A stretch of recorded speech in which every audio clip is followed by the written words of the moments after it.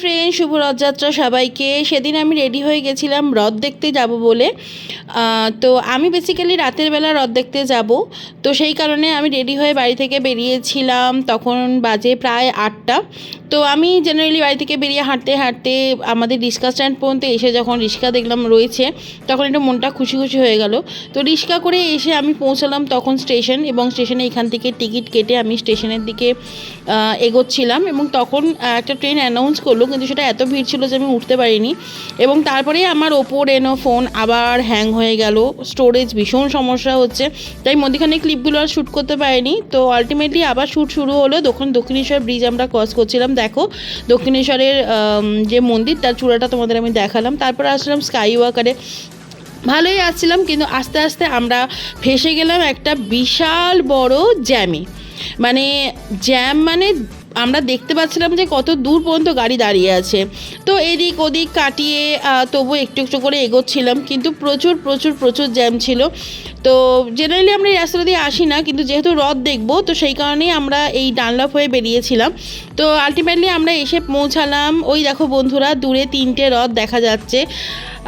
ভীষণ সুন্দর লাগছিল দূর থেকে দেখতে, 3টে রথ, এত বড় বড় রথ। আমাদের বেলঘরিয়া রথতলা থেকে বেরিয়ে রথের যাত্রা শুরু হয় বিকেলবেলায়। এইখানে এই সময় প্রচুর প্রচুর প্রচুর ভিড় ছিল।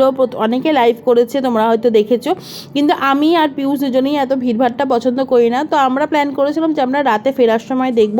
তো আমরা গাড়িটাকে একটা জায়গা স্ট্যান্ড করে চলে এসেছিলাম রথ দেখতে। এই দেখো বন্ধুরা, এটা হচ্ছে প্রথম রথ, যেটা হচ্ছে বলরামের। ভীষণ সুন্দর লাগে, এত সুন্দর একটা অনুষ্ঠান বলো বা উৎসব বলো।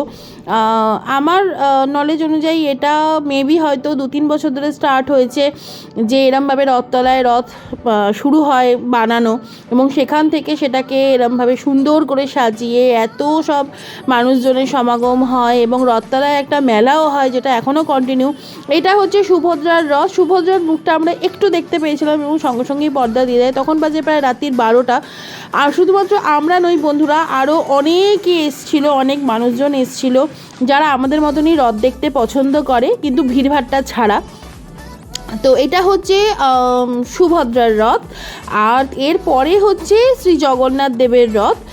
তবে সুভদ্রার রথটা পিয়ুষের বেশি ভালো লেগেছিল। এইটা হচ্ছে জগন্নাথ দেবের রথ। আমার জগন্নাথ দেবের রথটাই ভীষণ পছন্দ হয়েছে, বিকজ লাল হলুদের কম্বিনেশন আমার খুব ভালো লাগে। পিয়ুষ রথের চাকায় প্রণাম করছিল, এবং আমিও রথের চাকায় এবং দড়িতে প্রণাম করেছি। যাই হোক, মন ভরে 3টে রথ দেখার পর আমরা শেষমেশ বাড়ির দিকে রওনা হলাম, কারণ আমাদের এখনও অনেকটা হেঁটে যেতে হবে। আর যেহেতু ব্যারিকেড করা ছিল, এখানে গাড়ি ঢোকানো যাচ্ছিল না। তো আমি ভীষণ ভীষণ ভীষণ হ্যাপি ছিলাম যে আমি আলটিমেটলি রথ দেখতে পেরেছি। আর আমাদের এই মি টাইমটা আমি খুব এনজয় করি যখন আমি পিয়ুষের সাথে রাতে ফিরি। তো আমরা রথ দেখা শেষ করে পৌঁছে গেছিলাম রাসমণি, এবং রেলগেট ক্রস করে আমরা বাড়ির দিকে। আজ এই পর্যন্তই বন্ধুরা, আবার দেখা হবে নতুন কোনো অভিজ্ঞতায়, নতুন কোনো জায়গায়। By guys. কথা মতো ফটোস দিলাম, দেখে নাও কেমন লাগছে। আর আমাকে অবশ্যই কমেন্ট করে জানিও যে তোমরা রথযাত্রা কেমন এনজয় করলে। আর প্লিজ সাবস্ক্রাইব করে দিও সবাই। Thank you.